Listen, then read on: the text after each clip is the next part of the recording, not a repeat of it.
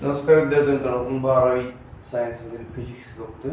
त्यातला magnetic material हा chapter पाहतोय आपण. तर याच्यामध्ये पहा, तर मॅग्नेटायझेशन आणि मॅग्नेटिक इंटेन्सिटी हा पॉईंट आपण बघतोय. मॅग्नेटायझेशन अँड मॅग्नेटिक इंटेन्सिटी हा पॉईंट आपल्या या ठिकाणी बघायला लागणार. In the earlier section, you have seen that atoms with the unpaired electron. पाठीमागच्या सेक्शन मध्ये आपण बघितलं होतं, जर ॲटम असतील तर ते with unpaired electron have a net magnetic dipole momentum. तर त्याला काय असते, त्याची नेट मॅग्नेटिक डायपोल मोमेंटम आपण पाहिले. म्हणजे काय म्हणले, पाठीमागच्या सेक्शन मध्ये जर अनपेअर्ड इलेक्ट्रॉन असतील, कसे अनपेअर्ड म्हणजे जोडीच्या स्वरूपात नसणारे मुक्त अवस्थेतले काही इलेक्ट्रॉन अनपेअर्ड जर असतील, have a net magnetic dipole momentum, तर त्याला काय नेट डायपोल मोमेंटम असणार आहे. The bulk material is made up of large number of such atom, each having an inherent magnetic momentum.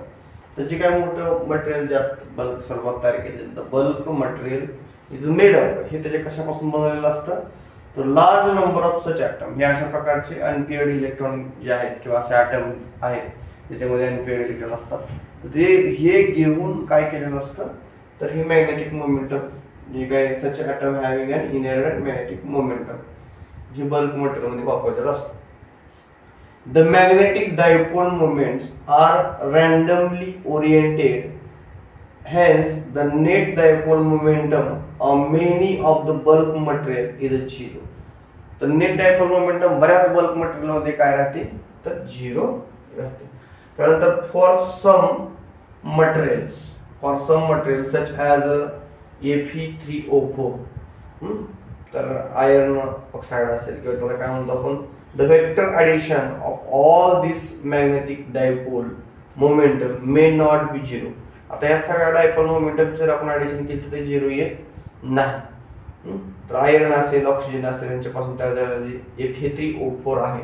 तर ह्याच्या सगळ्या डायपोल मोमेंटचे तुम्ही जर ॲडिशन घेतली तर नॉट बी 0 म्हणते, तर ते 0 येणार नाही. पुढे बघा, काय सांगितलं की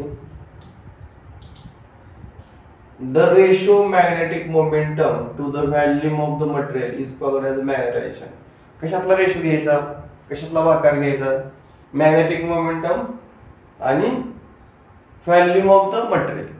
बघा हे काय, मॅग्नेटिक मोमेंटम डिवायडेड बाय काय केलं आपण, त्या मटेरियलचं व्हॅल्यूम, यांचा भागाकार म्हणजे काय असतं, मॅग्नेटायझेशन असतं. मॅग्नेटायझेशनचा फॉर्म्युला लक्षात ठेवा, फॉर्म्युला सोपा एकदम येते लक्षात. फॉर्म्युला काय सांगितलं तुम्हाला, ratio of magnetic dipole divided by volume of the magnetic material. तर ह्याला काय म्हणतो आपण, मॅग्नेटायझेशन असं म्हणतो. त्याला काय म्हणतो आपण, मॅग्नेटायझेशन. एवढा फॉर्म्युला लक्षात ठेवा.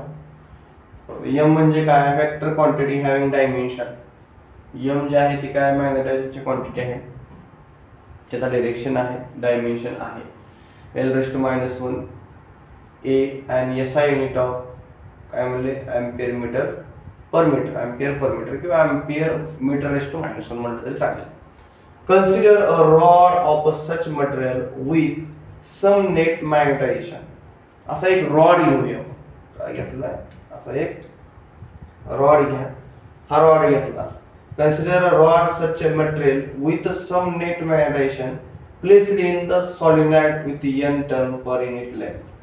तर काय केलेलं आहे, हा जो रॉड आहे तो अशी सॉलिनॉइड मध्ये हा रॉडला ठेवायचा.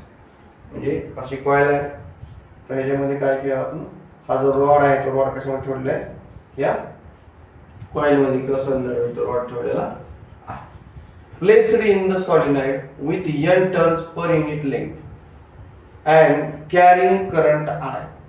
हे काय, तुमच्याकडे कॉइल आहे म्हणजे सॉलिनॉइड असं, ह्याच्यामध्ये काय ठेवलं आहे आपण, असे रॉड ठेवला असं समजा. त्याच्यामध्ये जे लेंथ नुसार काय टर्न आहेत, ते टर्न आहेत, n turns per unit length. Length नुसार काही n वायरची टर्न असते.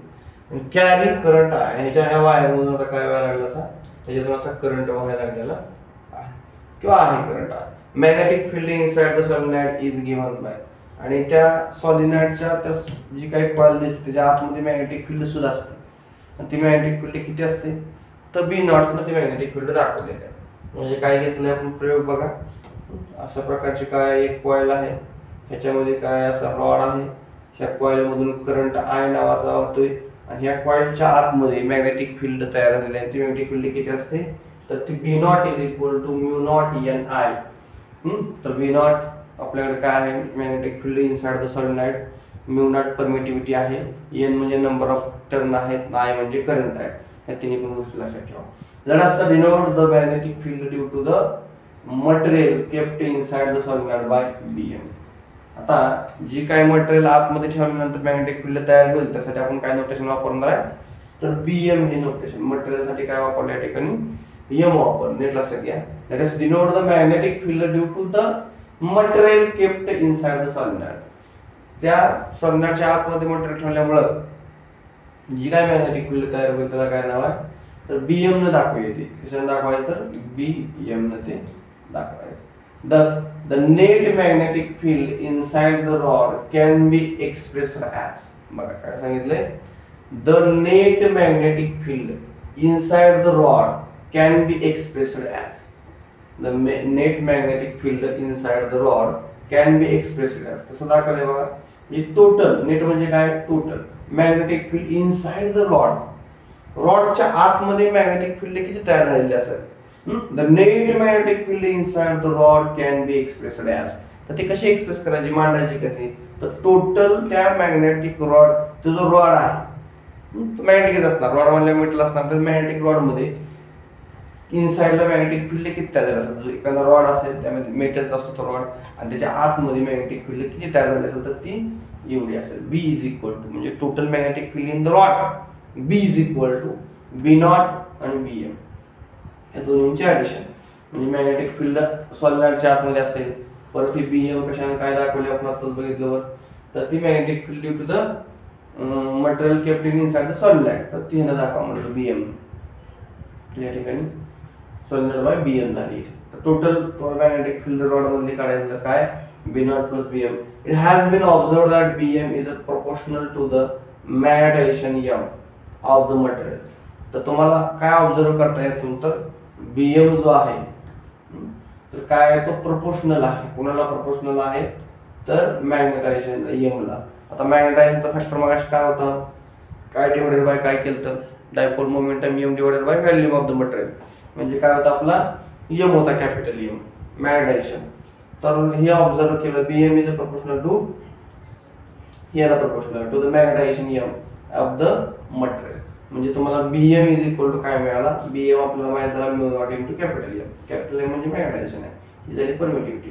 आणि Bm ला काय म्हणतोय आपण, तर ते सॉलिनॉइडच्या आतमध्ये असणारे Bm ची इनसाइड केलेली, सॉलिनॉइडमध्ये आतमध्ये असणारे जे काही मटेरियल त्याची मॅग्नेटिक फील्ड आहे ती M दाखवलेली आहे या ठिकाणी. तर म्यू नॉट विथ परमेबिलिटी, काय म्हणले, permeability of the free space. तर फ्री स्पेस मधली काय आहे, व्हॅक्यूम मध्ये असते, फ्री स्पेस मध्ये असते, मटेरियल मध्ये असते. तर तुम्हाला परमेबिलिटी जी आहे ती वेगवेगळ्या ठिकाणी वेगवेगळी असेल. तर ही आपल्याकडे फॉर्म्युला आला. काय फॉर्म्युला आला, बी इज इक्वल टू, आता ही बी नॉटचा फॉर्म्युला आपल्याकडे काय आला, बी नॉट काय झाला, म्यू नॉट एन आहे, ऑलरेडी फॉर्म्युला आपल्याकडे आहेच ही फॉर्म्युला, बरोबर. तर इथे काय सांगितलंय बघा, ह्याच्यामध्ये आपल्याला फक्त आता व्हॅल्यू टाकायची. तर बी नॉट ची व्हॅल्यू इथं पुट करा. तर Bm म्हणजेच काय असतं, तर Bm म्हणजे इथे काय आला आपण ती व्हॅल्यू लक्षात. तर तुम्हाला बी नॉट माहित झाला, तर तो बी नॉट आपल्याकडे डेरिव्हेशन आले. आता या डेरिव्हेशन मध्ये आपल्याला काय काय व्हॅल्यू टाकायची, बी नॉट ची व्हॅल्यू इथं टाका, हे Bm ची व्हॅल्यू इथं टाका. हे दोन्ही काय करा, दोन्ही काय करा इथं पुट करायचं. इकडची व्हॅल्यू टाका, इकडची व्हॅल्यू इथं टाका, तुम्हाला नवीन इक्वेशन मिळून जाईल. तर here we will introduce the one more quantity called magnetic field intensity H. या ठिकाणी नवीन जी क्वांटिटी आहे त्याला काय नाव दिले बघा, H. Here we will introduce one more quantity is called magnetic field intensity. Magnetic field intensity नावाचा नवीन कन्सेप्ट. मॅग्नेटिक फील्ड आहे पण त्याची इंटेन्सिटी किती आहे, तर ती H ने दाखवायची. काय दाखवायची, इंटेन्सिटी, तीव्रता. मॅग्नेटिक फील्ड आहे पण किती ताकद, किती तीव्रतेची आहे, तर ती H दाखवायची. व्यार मग ती मॅग्नेटिक फील्ड इंटेन्सिटी कशावर ठरते, तर करंटवर ठरणार थोडक्यात. म्हणजे काय, H एन इंटू आय, म्हणजे त्या वायरचे असणारे राऊंड आणि त्यातून जाणारा करंट ह्याच्यावर त्याची इंटेन्सिटी ठरते. लक्षात इंटेन्सिटी कशा ठरते? एन इंटू आय, वायर मधला करंट आणि त्या वायरनं मारलेले राऊंड ह्याच्यावर तुमचा एन आय ठरतो, म्हणजे एच ठरतो. द नोटिस्ड काय म्हणजे noticeable difference between the expression for B. आता हे तुम्हाला बी एक्सप्रेशन साठी उपयोग पडणार आहे. आणि H is that H does not depends on material rod which is placed inside the solenoid. तर आता एच काय म्हणतोय बघा, एच म्हणजे काय? Magnetic field intensity. H notation आता झालेलं आपल्याला, आता नवीन बघतोय आपण. H is the H does not depends on the material rod. तर एच हा डिपेंड्स नाही मटेरियल रॉड, म्हणजे कशामध्ये डिपेंड नाही. Not on the material rod which is placed in inside the solenoid. जो रॉड आपण सॉलिनॉइडच्या आतमध्ये ठेवलेला आहे त्याच्यावरती तुमची इंटेन्सिटी अवलंबून नाही, किंवा त्याच्यावरती जे काही मटेरियल त्याच्यावर इंटेन्सिटी अवलंबून नाही. लक्षात घ्या, तर इंटेन्सिटी कशावर अवलंबून असते? तर नंबर ऑफ टर्न्स आणि त्यातून होणारा करंट ह्याच्यावर इंटेन्सिटी अवलंबून असते. म्हणजे आपल्याकडे रिलेशन तर आहे already, B is equal to mu naught H plus. आता या ठिकाणी काय करणार आपण? मग एन च्या जागेला आपण काय लिहू शकतो? इथं एच लिहू शकतो, बरोबर. इथे काय होतं? एन आय होतं. एन आय जागेला आपण काय पुट करणार आहे? आता मग एच टाकणार आहे. झालं. मग तुम्हाला नवीन काय मिळालं? B इज इक्वल टू इथे एच आलं, कारण एन आय जागेला आपण एच टाकू शकतो. झालं. इथे mu naught H, mu naught M आलं. ह्यातून काय कॉमन निघाल? काय कॉमन निघाल? त्यामधून जी काय परमेबिलिटी आहे, परमेबिलिटी ती कॉमन निघणार. म्यू नॉट ही एअर मधली किंवा परमेबिलिटी स्पेस मधली आहे, तर ती परमेबिलिटी कॉमन निघेल. म्यू नॉट ह्यातून कॉमन निघालं. राहिलं काय आतमध्ये एच आणि एम, हे काय निघलं? दोन्ही मधून हे कॉमन निघलं. कॉमन निघलं म्हणजे बाहेर काढलं आपण ब्रॅकेटच्या बाहेर काढले की असं. मग इथे एच ला एच, एम ला एम लिहिलं आहे असं, बरोबर. मग आता काय करायचं पुढं? तर आपल्याला काढायची एच ची व्हॅल्यू. आपली व्हॅल्यू कशी काढायची? एच. मग आपण काय करणार? इथं काय करता येते बघा कॅल्क्युलेशन. हे म्यू नॉटला पण इकडे पाठवा, म्हणजे काय झालं? B upon mu naught is equal to आपल्याकडे एच प्लस एम राहिले, पण आपल्या व्हॅल्यू काढायची कशाची? एच ची काढायची. मग एम ला आपण इकडे पाठवा, म्हणजे काय आलं? B divided by mu naught minus M is equal to H, असं तुम्हाला या ठिकाणी मिळालेलं आहे. B divided by mu naught minus M ह्याचं एच उत्तर तुम्हाला मिळालेलं. From the above expression, we conclude that H and M have same unit. आता यातनं एक लक्षात घ्या, तर above expression we conclude that H आणि M, H म्हणजे मॅग्नेटिक फील्ड इंटेन्सिटी, M म्हणजे मॅग्नेटायझेशन. मॅग्नेटायझेशन आणि H यांचं युनिट मात्र सेम असेल, आणि एम्पियर्स पर मीटर, त्यांचं युनिट काय आहे? एम्पियर पर मीटर असं लिहा, किंवा एम्पियर मीटरच्या डोक्यावर इथे मायनस वन. दोन्हीपैकी कुठलेही द्या, तर दोन्हीचं युनिट एक आहे. म्हणजे मॅग्नेटिक फील्ड इंटेन्सिटी असेल किंवा मॅग्नेटायझेशन असेल, एम कॅपिटल एम, दोन्हीचं युनिट एक आहे.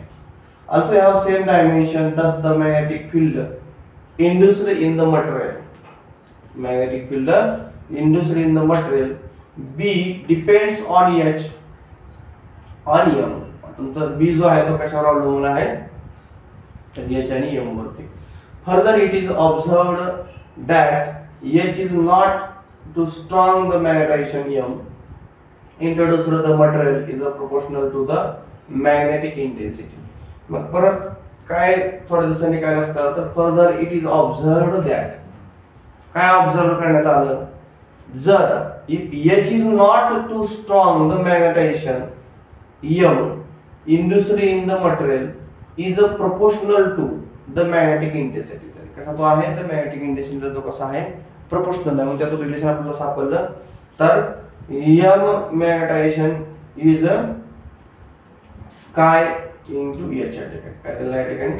स्काय आणि एच दिलेला आहे. लक्षात, काय दिलेलं आहे? एम स्काय एच ला काय म्हणतो आपण?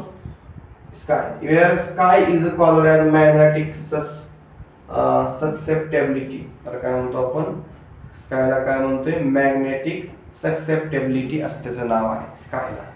त्याचं नोटेशन झालं काहीतरी सिम्बॉलचं काय मिनिंग एकदा बघा तरी स्काय असेल तर चेक करायचं. तरी पण magnetic susceptibility it is measure of the magnetic behaviour of the material in the external applied magnetic field. तर हे काय दाखवतं? काय दर्शवतं? It is measure of the magnetic behaviour. मॅग्नेटिकचं बिहेवियर काय आपण मॅग्नेटिक सक्सेप्टेबिलिटी आहे ऑफ द मटेरियल. एक्सटर्नल आपल्याला magnetic field, external magnetic field apply केली तर तुम्हाला ते काय दाखवलं, त्याचं बिहेवियर दाखवतं मटेरियलचं. Chi is the ratio of the two quantities with the same unit. तर हा जो रेशो आहे स्काय म्हणजे काय, दोन क्वांटिटीचा रेशो दाखवतो. मग त्यांचं युनिट कसं असावं, सेम असायला पाहिजे. आणि हेच इट इज डायमेन्शनलेस कॉन्स्टंट. त्याला हा जो कॉन्स्टंट आहे स्कायचा त्याला डायमेन्शन वगैरे येत नाही, कारण का हा जो रेशो दाखवतो दोन समान क्वांटिटीचा रेशो आहे याच्यामध्ये. बघा स्काय म्हणजे काय असणार, आता तुम्हाला एम दिलाय आणि याच्यामध्ये इथं स्काय आहे, इथं काय एच आहे. जर आपण एच ला इकडे घेतलं तर काय होईल, एम डिवाइडेड बाय एच होईल. म्हणजे स्काय जे आहे सक्सेप्टेबिलिटी, तर ही जी आहे ती ह्याचं पण युनिट मीटर पर एम्पियर काय दिले, एम्पियर पर मीटर आहे, ह्याचं पण एम्पियर पर मीटर आहे. युनिटला युनिट कॅन्सल झाला, मग ह्या क्वांटिटीला युनिटच राहत नाही एम बाय एच ला. त्यामुळे या ठिकाणी आपल्याला ह्या सक्सेप्टेबिलिटीला युनिट म्हणता येणार नाही, युनिट नाही तर युनिटलेस क्वांटिटी. मग आता बी इज इक्वल टू आपल्याला मगाशी आलं बरोबर. तर मग आपण आता कशाबद्दल काय लिहू शकतो, मगाशी काय लिहिलं तर आपल्या डेरिव्हेशन काय आलं, B is equal to mu naught in bracket H plus या ठिकाणी काय होतं तर एम होतं बरोबर, असं होतं मगाशी. तर आपण आता काय केलं, एम च्या ठिकाणी आपण काय लिहू शकतो, एम च्या ठिकाणी M into chi, M is equal to chi H लिहू शकतो. म्हणजे B is equal to mu naught H plus इथं स्काय, सॉरी इथं काय येईल chi into H, chi into H. आता ह्याच्यामधून पण आणखी काय आपल्याला कॉमन काढता येईल, एच कॉमन काढता येईल. राहिलं काय बघा आतमध्ये, B is equal to mu naught, ह्यातनं एच कॉमन काढलं, 1 प्लस काय राहिलं आतमध्ये, काय राहिलं 1 प्लस काय. मग आता एच वेगळा झाला, म्यू नॉट वेगळा झाला, राहिले एवढे. ह्याला काय नोटेशन वापरायचं, परत म्यू आर नोटेशन वापरायचं. काय वापरायचं, म्यू आर. मग एवढ्यासाठी परत नोटेशन वापरलं, म्हणजे B is equal to mu naught H into mu R हे नोटेशन त्यासाठी वापरलं. झालं या साल ठीक आहे. ठीक आहे, कशासाठी नोटेशन वापरलं कळलं, तर तिथे ते नोटेशन वापरलेलं आहे. म्यू आर हे कशासाठी वापरलंय, तर एवढ्यासाठी म्यू आर वापरलं. म्हणून तुम्हाला असा नवीन फॉर्म्युला तुम्हाला B is equal to mu naught mu R H. पण मग फायनली काय होईल, mu naught into mu R, ह्या दोन्हीचा गुणाकार काहीतरी मी होईल बरोबर आहे. दोन्हीचं मल्टिप्लिकेशन काहीतरी मी येणार आहे, गुणाकार हे एक क्वांटिटी आहे, दोन्ही पण परमेबिलिटी आहे, तर या दोन्हीचा गुणाकार केला तर म्यू काहीतरी नवीन परमेबिलिटी, दोन्हीचा गुणाकार केला तुम्हाला नवीन म्यू मिळाला. आलं. मग आता परत पुढं हे काय घेतलं इथं, या दोन्हीचा गुणाकार घेतलाय.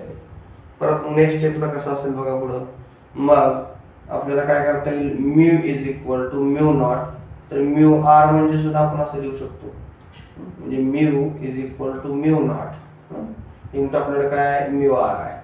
म्हणजे आपण mu is equal to mu naught, पण आर ची व्हॅल्यू आपल्याला माहिती आहे 1 प्लस काय असते स्काय असते. तरी असं पण लिहू शकतो आपण, ही अशा पद्धतीने सुद्धा लिहिता येते.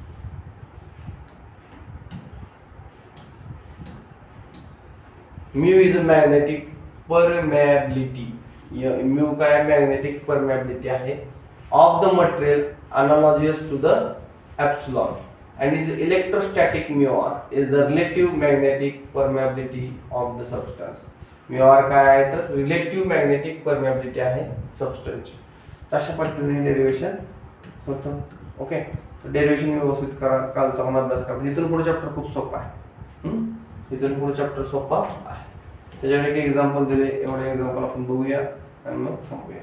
ओके, तर कशाची परमेबिलिटी किती आहे हे पण दिलेलं आहे. परत मॅग्नेटिक प्रॉपर्टीज ऑफ मटेरियल, तिथून पुढे चॅप्टर मॅग्नेटिक प्रॉपर्टी काय आहेत, तर तिथून पुढे प्रत्येकाचा कन्सेप्ट एकदम सोपाच आहे. तिथे एक्झाम्पल एवढं दिलंय समजून घेऊ. The region inside the current carrying the tyre rod and winding in the filled with the aluminium having a susceptibility sky is equal to 0.3 into 10 raised to minus 5. What is the percentage increase in the magnetic field in the presence of aluminum or without it? दिलेली माहितीनुसार the magnetic field inside the solenoid without aluminium. काय दिलेलं आहे इथं, magnetic field inside the solenoid, ती किती आहे तर आपला फॉर्म्युला आहे विदाउट ॲल्युमिनियम मध्ये. तर मॅग्नेटिक फील्ड इनसाइड सॉलिड माझा formula B naught is equal to mu naught H. आणि the magnetic field inside the solid with aluminium म्हणले की त्या ठिकाणी काय B is equal to mu H. आता या ठिकाणी काय आले मॅग्नेटिक फील्ड इंटेन्सिटी आहे त्यामुळे तर बी म्यू एच हे दोन फॉर्म्युले वापरले. आता काय केलं बघा, आता हे रेशो घेतला. काय रेशो, ही जी व्हॅल्यू आहे ती मगाशी आपण काढली होती बी मायनस बी नॉट डिवाइडेड काय केलं इथं, किंवा दोन्हीचे आपण काय घेऊया सबट्रॅक्शन. काय मला वाटतं हा कुठला रूल वापरला इथं, योग क्रिया वापरली काय बघा. आता इथे काय आपल्याला ही एक मिळाले आणि ही एक मिळाले. इथे काय केलंय तर बी मायनस बी नॉट दोन्हींचा भागाकार घेतला शक्यतो इथे पहिल्यांदा. मग येईल उत्तर. समजा आपण असं केलं, काय केलं B is equal to mu H आहे आणि B naught is equal to mu naught H आहे. जर हे दोन्हीचा आपण भागाकार घेतला तर कसं येईल हे B divided by B naught is equal to mu H divided by mu naught H. आता ह्याच्यामधून आपल्याला काय करता येईल बघा,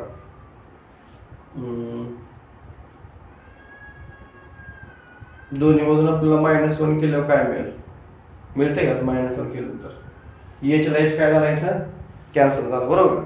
एच ला एच काय झाला कॅन्सल. तर B divided by B naught is equal to mu divided by mu naught. दोन्ही मधून -1 जर केला तर कसं येईल हे B B naught -1 mu mu naught -1 म्हणजे B minus B naught divided by B naught mu minus mu naught divided by mu. अशी स्टेप तुम्हाला मिळून जाईल. ओके, तर ही पर्यंत स्टेप आली. तर ह्या स्टेप नंतर पुढं आपल्याकडे म्यू ची व्हॅल्यू माहित आहे आपल्याला. नुसता म्यू म्हणजे काय असतो mu naught into 1 plus sky. तर ही व्हॅल्यू आपण आता काढलेली आहे. तर ही म्यू ची व्हॅल्यू आपल्याला देतात. तर ह्याच्यावर स्कायची व्हॅल्यू पण मिळेल आपल्याला. ह्याच्यावर स्कायची व्हॅल्यू आपण काढू शकतो. म्हणजे काय करावं लागेल, ह्या म्यू नॉटला इकडे पाठवावं लागेल गेला, मग mu divided by mu not झाला, परत 1 इकडे गेला की मायनस झाला, म्हणजे तुम्हाला स्काय मिळून जाईल. तर स्कायची व्हॅल्यू मिळेल.